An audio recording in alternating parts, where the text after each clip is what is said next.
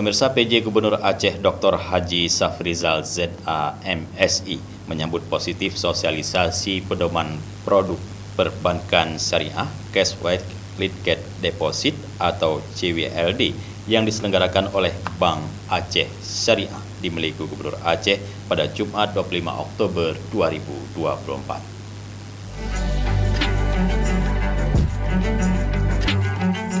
Acara ini bertujuan memperkenalkan inovasi keuangan syariah untuk meningkatkan produktivitas dana wakaf dan mendongkrak perekonomian daerah.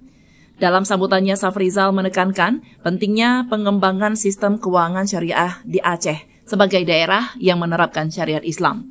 Ia mengapresiasi acara tersebut dan berterima kasih kepada peserta yang mendukung pengembangan ekonomi syariah.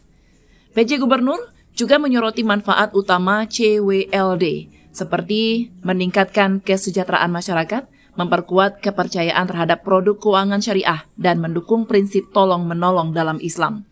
Selain itu, Safrizal mengingatkan pentingnya keberadaan Baitul Mal di Aceh dalam pengelolaan zakat, infak, wakaf, dan harta keagamaan lainnya. Dari Banda Aceh, Tim Liputan Aceh TV melaporkan.